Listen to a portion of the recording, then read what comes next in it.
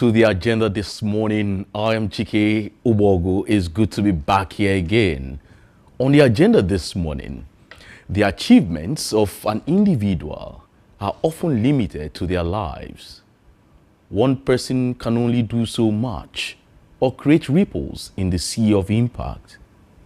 Even so, individuals like the late Abiola Adeyemi Ajimobi, the former governor of Oyo State, have left behind marks that many have said are difficult to remove.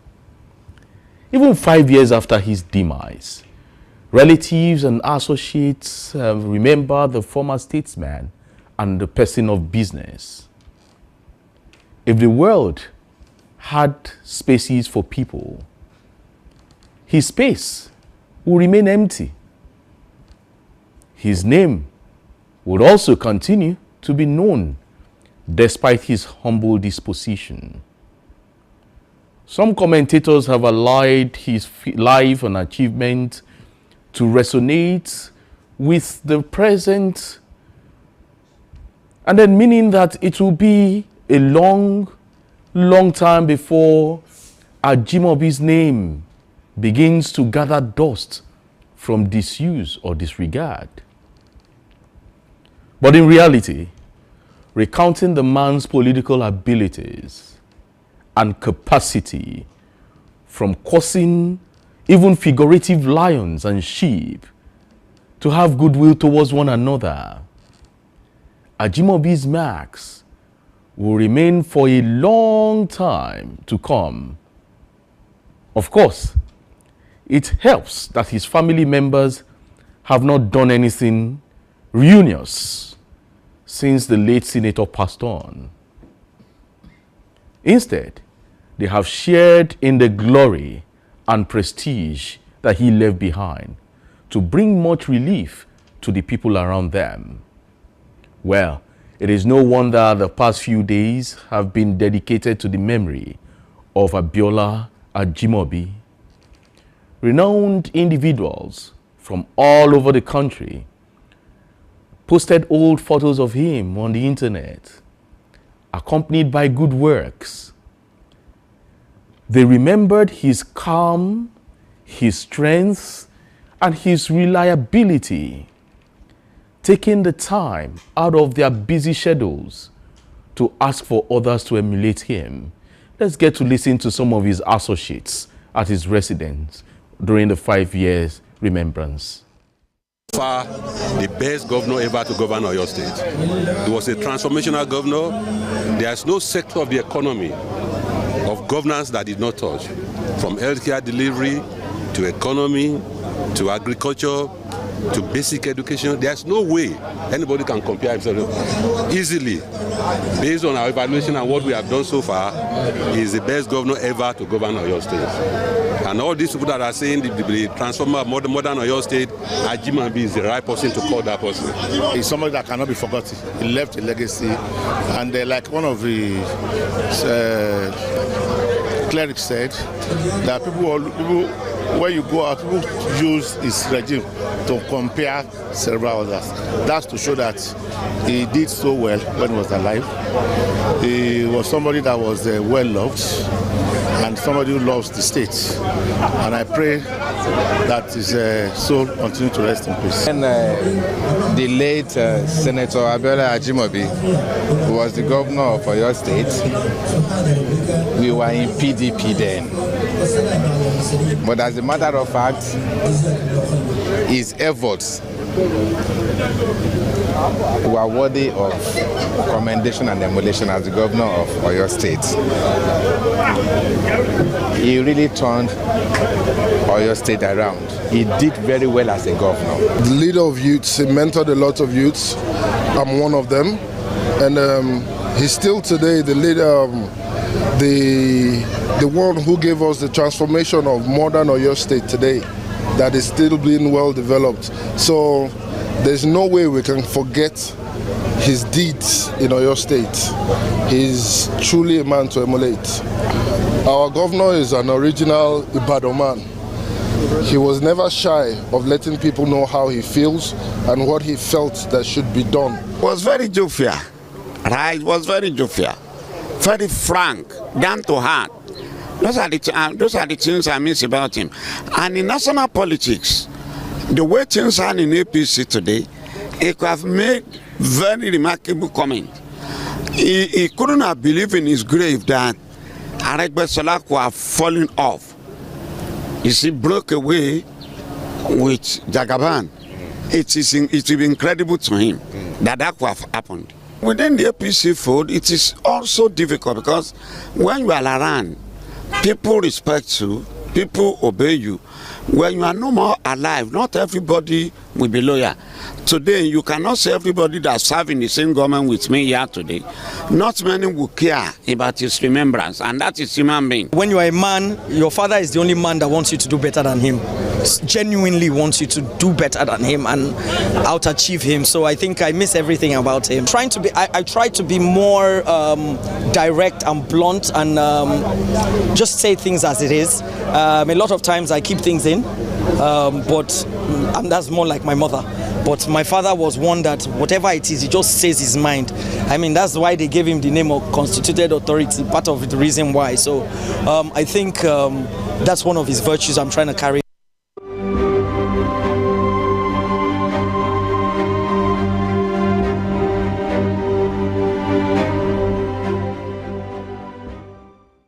All right. Friends and associates, even his son spoke last about Senator Isiaq Abiola Adeyemi Ajimobi. Joining me this morning on the agenda to discuss this and many more is in-house analyst, a development researcher at the University of Ibadan, John Izuchukwu. John, good morning. It's good to have you on the agenda this morning. Okay, good morning. I'm always glad to be here. Right. You've been in Ibadan for a while now, and you were in town when late Governor Ajimobi was governor of Oyo State. Well, they call him the modern architect, the architect of the modern Oyo State. You agree with him, or you agree with them, the associates? Well, you see, I have not seen anybody that died, and people, maybe there are a few people speak ill about them. You know, when he was alive, I'm sure that many persons didn't quite agree with him because of his kind of politics and because of the way of how blunt he is. Particularly, you know, some of his policies and his actions, you know, were not the norms. You know, his intervention or his meddling with the traditional stool of Oyo State at the time was a major ripple, you know, in the dynamics of, you know, traditional governance in the state. And of course, with the fact that schools, primary schools were shut down for a very long time, and he had to, you know, be very blunt at, you know, talking at the parents. What at the time I heard, you know, people were telling stories of how his own parent toyed to send him to school, and he went to those local schools too. So, but by and large, you know, in governance there are good sides. He did his bit. He tried to reposition the state. But of course, there's no way we would say that he has not done well. He has done well, you know, by touching lives within his own capacity. Of course, nobody could do everything within 8 years for the state, because the state, of course, will outlive us. But he did his bit, and he will always be remembered. You know, the Lautech guys issue, where he had to, you know, he was conferred the title constituted authority. You know, and you know, good enough.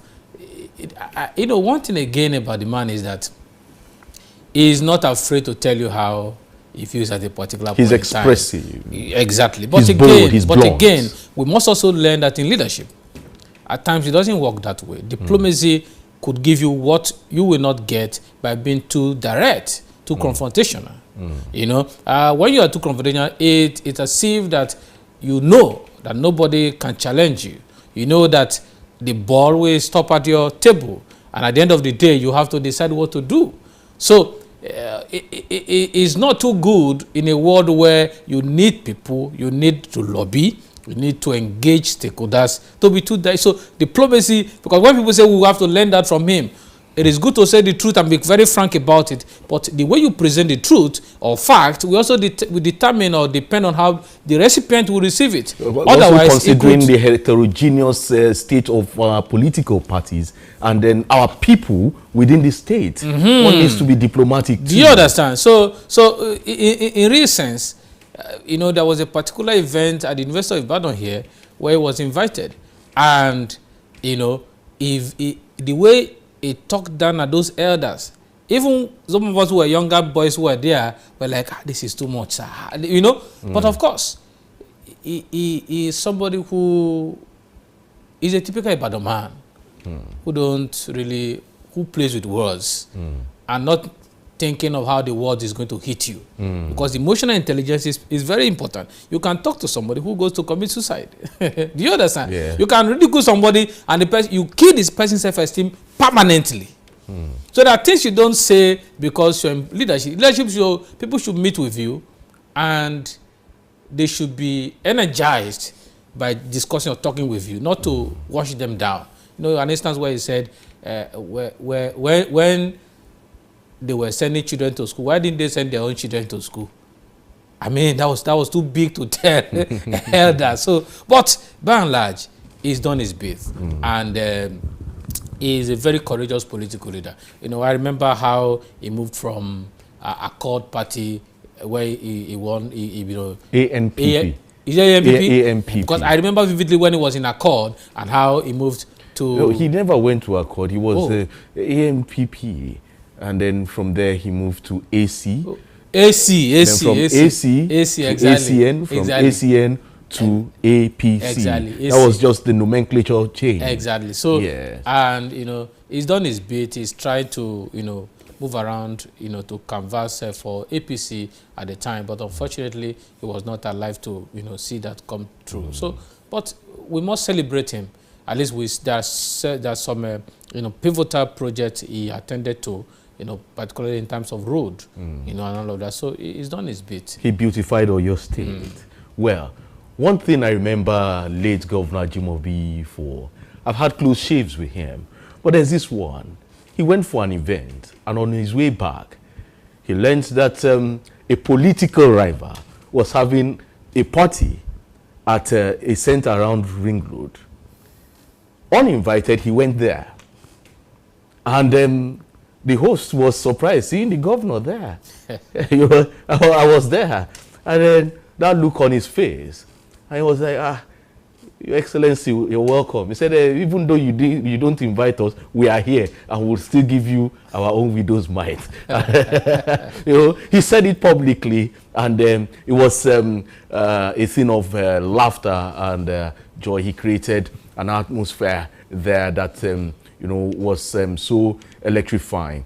Well, Ajimobi will be sorely missed. However, in an emotional tribute, the former First Lady and the wife of the late Archipelago, that's his nickname, Archipelago, that's Dr. Florence Ajimobi, described the past 5 years without her husband as deeply challenging, but said the grace of God and the lessons he instilled in her had kept her strong and focused. She eulogized her late husband as a devoted friend, mentor, and leader, principled, disciplined, eloquent, and forgiving. She pledged to continue upholding his legacy and expressed gratitude to the Ajumoshe Marines for their unwavering support. She also called for the unity within the Oyo APC and urged politicians to embrace forgiveness and collaboration, adding that her late husband taught her that politics is about managing people and relationships. Florence Ajimobi here. The same. But I know that one day everybody has to go. He's not the first to go, and he won't be the last to go. That's what we call God's time. When it is our time, we'd all go. I miss him so much. I really, really do miss him. But I know that what he would want is for me to be strong and uphold his legacy. And that's what I'm doing today. Trying to keep the flag flying and holding fought on his behalf. But it has been a tough journey, been a tough 5 years, tough season. I have seen people in different capacities. I have seen people for who they are. But in all, like I always say, thank you, God. And all the lessons he has imbibed into my life, I use them every day. Lessons that when he was alive, I thought they were nothing to write home about. But today, they resonate, and I find that they are now like my roadmap. So it's been easy for me. I've had my own bullets, but I have bulletproof under whatever I'm wearing. So whatever bullets comes, I'm ready to take it. You shoot me, I shoot you. You massage my back, I massage your back. You massage my ego, I massage your ego. You respect me, I respect you. If you disrespect me, I give it back to you. I'm not afraid of anybody except the Almighty God, the creator of man. And that's the one that created me. A lot of people look at me today and say, you speak like your husband. 18 years in politics. And I lived with him for 40 years. And if you know Abiola Ajimobi, he was a very principled man, a very eloquent man, a very disciplined and principled man, a forgiving man. All those attributes I have taken from him. I will continue to hold them to them. And I pray that the APC in Oyo State, God will give us the wisdom and the divine direction to come together. I keep saying it to people, a house divided against itself cannot stand. If we're going to war in 2027, that's what I tell you, it's going to be war. Head-on war. PDP must go. Whatever they want to do, whatever they want to try, whatever tricks, all powers belong to God, but we're going to beg God, and we're going to fight them. Whatever they have in the state, we have at the federal level. We have money. They have money in the state. We have money in the federal level. We have all the support we need. We're not going to be intimidated. So let them get ready for us. We are ready for them. Let them get ready. All right, interesting last lines there. Operation PDP must go. We have money in the federal level. They have money in the state. Strong words by the wife of the former governor of Oyo State. That's Dr. Mrs. Florence Ajimobi. John, you just listened to her. Yeah. Well, she was emotional, when she started, philosophical when she started, and then when she delved into politics, she seemed to be a tough woman when it comes to politics. Like she said, staying 18 years in politics with her husband and 40 years in marriage, and then she's learned the ropes. She said she's not scared of anyone, and then it is going to be war for 2027, and it is Operation PDP must go in Oyo State. Well, for me, her courage and the way she has managed, the past 5 years of her husband, Demise, for me, is fascinating. Okay. She has managed the family well. We have not heard of any family scandal or, She also lost a daughter this year. Yes, court cases here and there and all of that. So it shows that she's in charge. She's on top of the game. Her family, everyone is together, and they are advancing the cause of their father.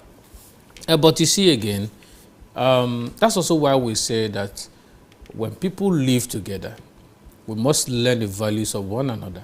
This is somebody who is supposedly an accomplished person, and you see that today she could still refer back to the lessons learned from her husband. For me, it shows that Ajimobi was just not a leader to the state, he was a leader at home. And that's why we say that you cannot lead people when you have not led your home. So that's a plus for me, and I think that politicians should emulate this. Because what's the basis of building everything you're building, and then you die today, and then in 2-3 years, it's gone down the drain. We're hearing court cases, even if the former governor of Oyo State, as we speak, yeah, there are still cases in court. Former governor, late governor Alao. There are cases in court. Even Chief Emiko Abiola, there are cases everywhere against the children having issues. And so it shows that the man was not just a leader in Oyo State; he was a leader at home. Man. He was a leader. He was down at home. So and that's a virtue that we must learn. That even if you aspire to become to be in a public space, ensure that your family is intact, because that's when things fall apart, that's where you fall back to. And that's how to measure your strength when you leave this world is from that home. So it's a good one. Again, talking about Oyo State politics, of course, APC has a chance to take over the state if they have the capacity. Because at the end of the day, the people will be judging based on what has been the performance of the outgoing governor. So it's up to the people. 227 is an open check, but it depends on how the two political parties are able to manage it and the kind of person they are bringing on board.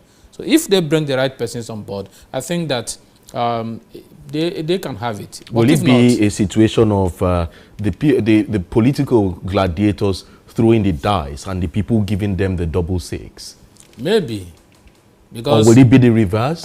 Because you speak now, there are permutations to see that this time around, Ibadan does not produce the next governor. But again, some of us are saying, how will that be able to give the Okeogun the kind of vote they need to win?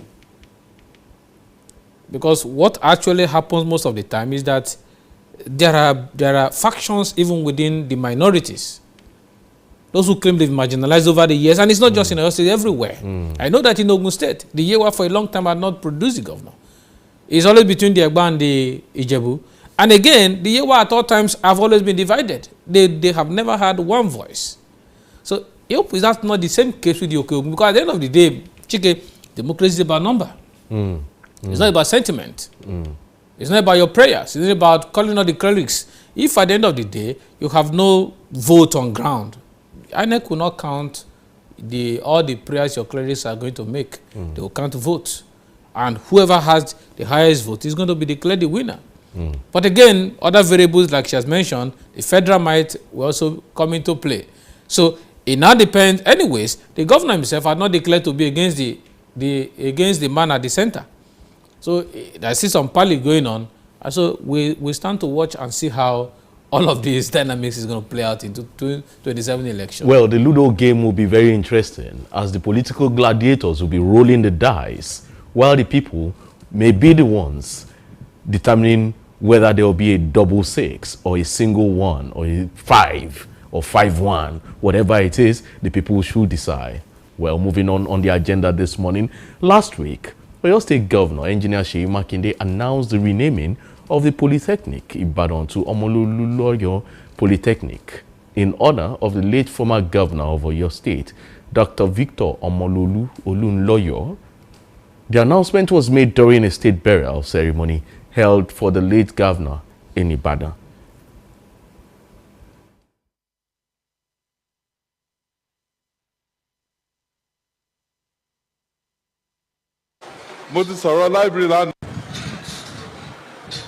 Well, let me just say this. But today, we're also doing Baba another honor. As the first director of Polytechnic Ibadan, that institution will now be named Omololu Olunloyo Polytechnic Ibadan. All right, Mr. Governor there, the governor of Oyo State there, Engineer Seyi Makinde.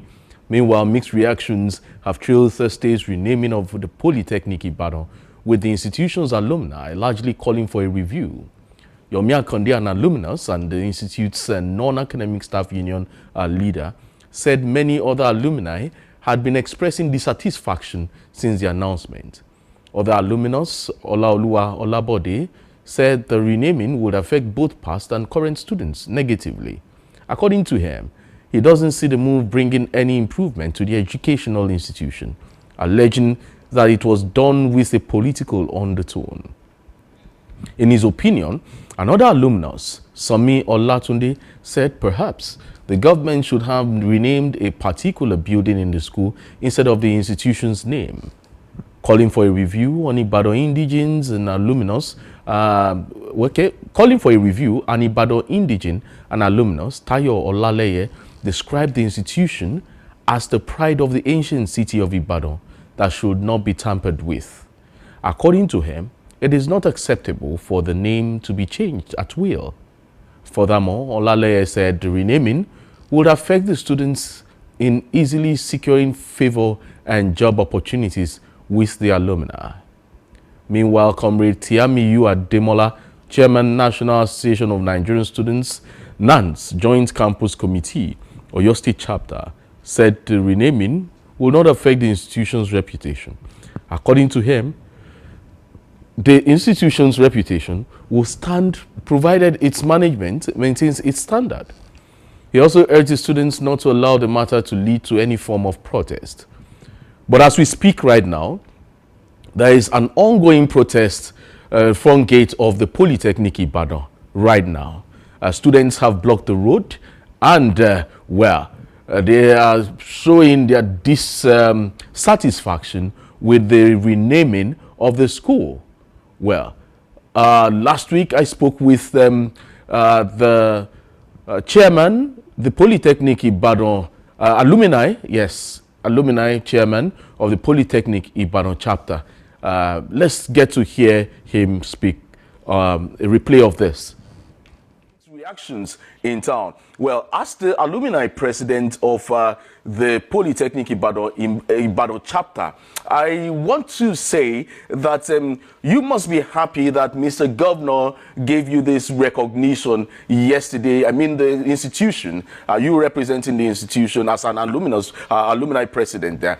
The governor recognizing the Polytechnic Ibadan by even thinking of giving it a new nomenclature. What's your take on this? Thank you very much. I appreciate the honor of inviting me to this. Let me set the record straight. My name is Adigun Ajetola. I'm the alumni chairman, the Polytechnic Ibadan chapter. We appreciate His Excellency for the honor. But the truth of the matter is we are not taking it as the government thought it. The governor has done well in the state. He has tried his possible best to be one of the best governors. But I want to say this as regards the renaming of the institution. We, the alumni body, the Polytechnic Ibadan chapter, we want to say that we are not in support of this because the name is a legacy name. It's not just about the name. It's about the legacy the name has created for your state. Not for Ibadan itself, for your state, and even for the country as a whole. The Polytechnic Ibadan is a foremost institution in the entire country. If you are talking of polytechnic system, you can't mention three before you mention the Polytechnic Ibadan. He's known for his academic excellence. He's known for his doggedness when it comes to academics. He's known for legacy. He's known for integrity. He's known for educational advancement in the educational sector in the country. So, naming it will bring the institution back. It will drag us back. So we are saying in totality that His Excellency should please revamp. We are not in any incident with it. We are not struggling with the governor. He has the right to do whatever he wishes, but we are saying that this will be tantamount to destroying the good image and the reputation this institution has created for your state and has created for Nigeria as a whole. That's my take. Mr. We're still speaking on the issue of the Polytechnic of Ibadan. Well, the first rector of the school, Dr. Victor Omololu Olunloyo, yes, was meant to be immortalized by the governor of Oyo State and the government of Oyo State. However, you were saying it was done in a wrong way. What should have the governor done to immortalize the name of the first rector of the Polytechnic Ibadan? Thank you so much. The Polytechnic Ibadan, I must correct you that we are not Polytechnic of Ibadan. The name of our school is the Polytechnic Ibadan. So what we are saying, we sincerely appreciate Dr. Omololu for being the first principal of this institution. As a matter of fact, we gave him, there is no one who wanted to do a 50th anniversary. We visited him. There is no major event we want to do in this institution that the management will not visit. But the truth of the matter is there are a lot of buildings, there are a lot of developmental projects on this campus that can be named after Dr. Omololu Olunloyo. We have a gigantic administrative building that can be named after him. Even the governor himself, the school built a magnificent lecturer thesis that was named after His Excellency, Governor Oluwaseyi Makinde, is inside the campus. So there are a lot of faculties, there are a lot of all of residents that can be named after the first principal of this institution. What we are saying is we want him to be immortalized by coming on campus to name buildings after him, not the name of the institution. Not the name of the institution. He can decide that the central administrative block of the Polytechnic Ibadan will be named after Omololu Olunloyo. Now it will be Dr. Victor Omololu Olunloyo Administrative Building, the Polytechnic Ibadan. We have one hall, Orisun Hall of Residence, it's named after him. Omololu Olunloyo Hall of Residence. Those are the things we are saying, not the name of the institution. It must be immortalized. I agree that it must be immortalized, but not with the name, the legacy being corrupted. If he named the institution name after him, that is the corruption of the highest order. He has eroded the legacy of the school by changing that name. But we agreed in totality, I personally agreed in totality, that he came into the campus and named buildings after first principal of the school, not the name of the institution. I'm privileged to attend so many polytechnics, international conferences, international organizations, and when we are discussing, if they have not heard from the Polytechnic Ibadan representative, they will say, hey, Poly have not spoken. Polytechnic have not spoken. Poly Ibadan, where are you? Please, can we hear your voice? Are you in agreement with what we have said? That is to let you know that in the shapings of Polytechnic's administration in this country, Poly Ibadan, the Polytechnic Ibadan, can never be left out. Now changing it to Omololu Olunloyo Polytechnics, people will be asking you, which poly is that? You say it's the Polytechnic Ibadan. Internationally, you have reputed the institution. All right. Well, that was a chat with Ajetola there, Adigun Ajetola, the chairman, alumni Polytechnic Ibadan chapter. Well, John, this matter has been on. In fact, as we speak, there's a protest in front of the Polytechnic Ibadan gate. This morning, students have blocked the road, and then there's a traffic advisory for people to seek other routes going towards Songo from Elele, or coming from Songo to Elele. You change your route so you don't get caught up in that web. Now, as it is, the nomenclature. Someone jokingly saying that even the premier University of Ibadan, might one day have a change in nomenclature. Well, that's a federal school, not a state school, though. But what do you see with this change in nomenclature and the buzz about around it? I think that this part of the world we don't, because we scarcely see people who serve with integrity. So we don't think that people who have served, our country at one level or the other are deserving of immortalizing them.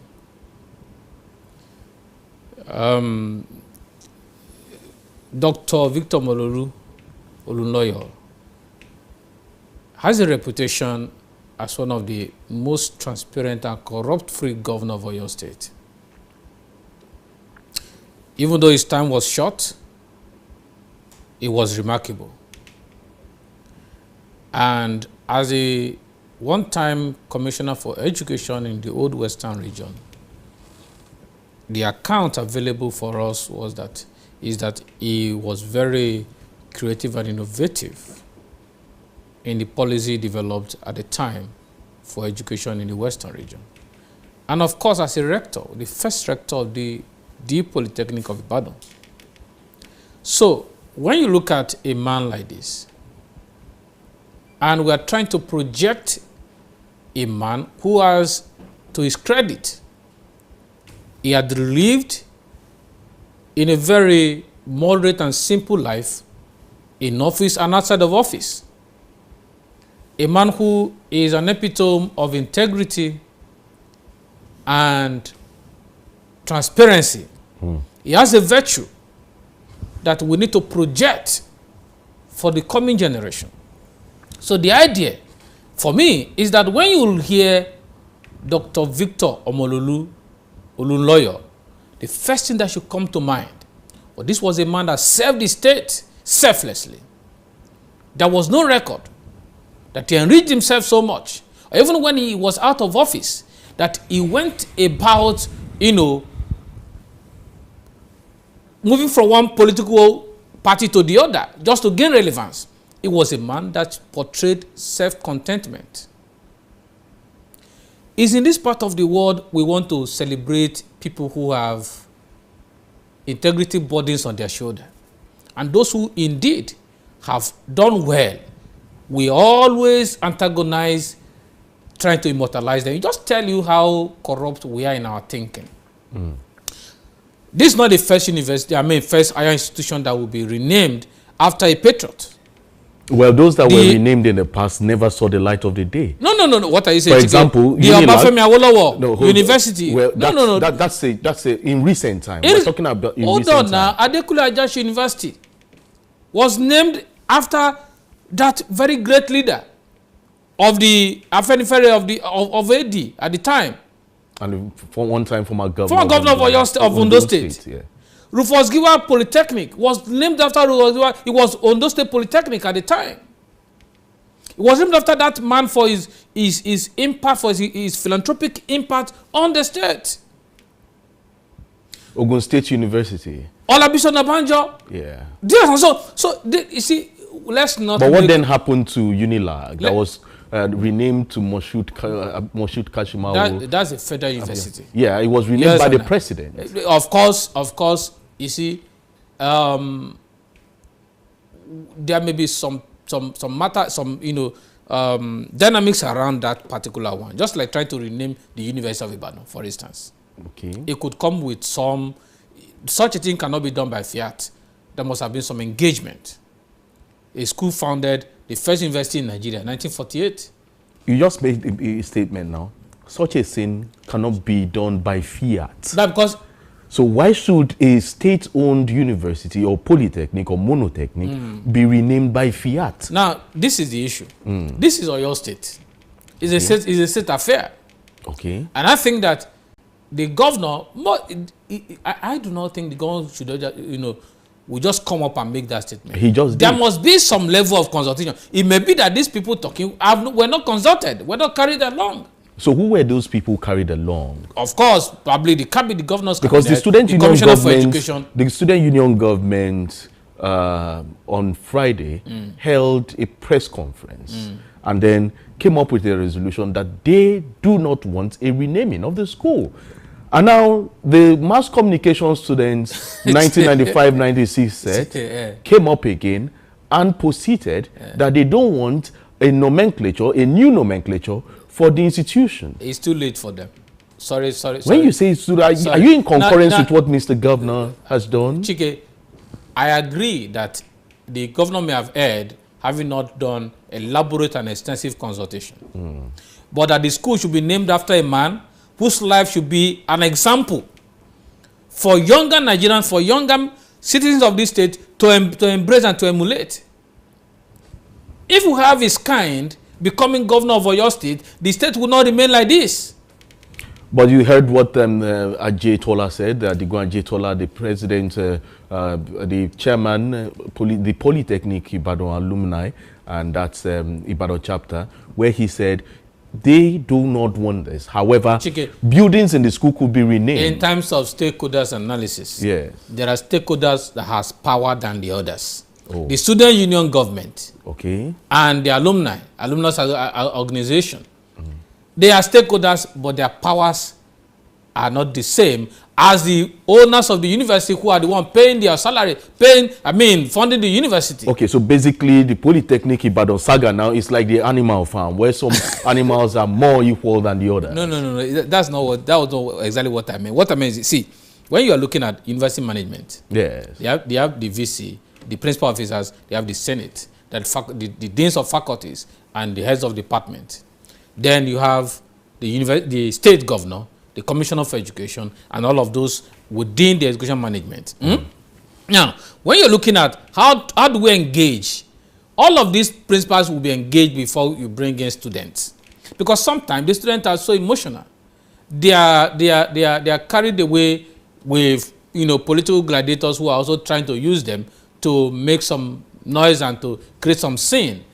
I'm just saying. So, but in the real sense, I think that Dr. Omololu deserves to be honored, to be immortalized, and given that honor, how would that affect the brand of the school?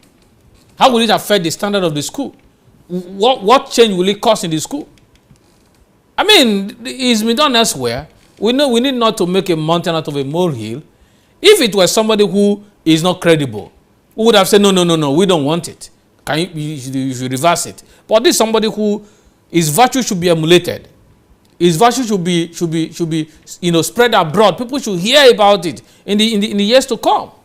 That's my take on that matter. Well, if you are of that opinion, it means you are saying advertently that the school should be renamed after Dr. Victor Omololu Olunloyo. I think it's been renamed. And then what, Mr. Governor, what if tomorrow, based on this pressure that is ongoing, and then Mr. Governor rescinds that change in nomenclature? I don't think it means that he acted before thinking, and leaders, no reasonable leader want to be seen as acting before thinking. So I don't think he will rescind it. What he will need to do is just to get a legislative procedure to support it, and that's over, and nothing anybody can do about it. A legislative procedure to support what he has said without a process. So that is a fiat. That's from what you're saying. Well, you see, leaders have their own style of leadership. He's done this, but I'm not saying that the process is altogether right, but I'm saying that is it a worthy thing to be done to honor a man like Dr. Victor Omololu Olunloyo? It's a worthy thing to be done. Nobody has disputed that. However, the modus operandi, the process of getting it done may not have been right. But I don't also think that the governor will resign himself, because it will mean to reducing him to acting before thinking, and that's almost like being a foolish person. On a lighter note here, late Chief Lamidi Aribia Deribu was also a great man in Oyo State. Maybe the University of Ibadan might be named after him, as Lamidi Deribu University Ibadan. You see, maybe. Yeah, you can't bring University of Ibadan to the Ibadan politics, the Amala politics of Ibadan, the leader of the Amala politics in Ibadan. But he could be eulogized. Well, that's going by what you're saying. No. You see, what he stand for, or what he stood for, while he was alive, is not what we should project for younger Nigerians to emulate and become like. If you have 200 of him in Oyo State, it means that governors can be removed at will and installed at will. What happened in Rivers would be a child's play. That would be more procedural. You are aware in this state how a governor was removed and not everyone did not fall. You're also aware, in fact, there was an article that somebody wrote about his clientele patron, attitude, how that he decides who becomes what.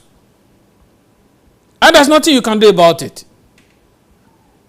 And a lot of dirty things that went under. He's done his bit and he's gone, but is that the character we want to project?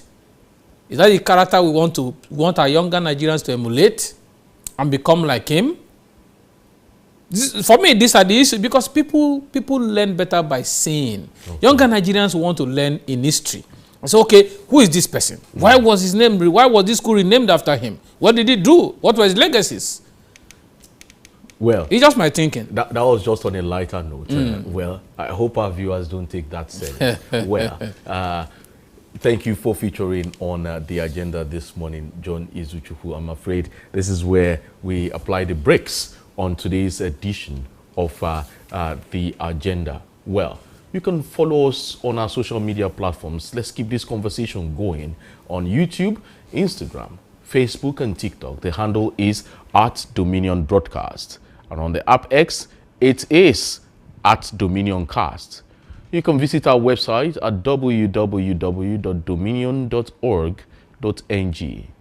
My name is Chike Uwogu. Stay positive and stay out of trouble.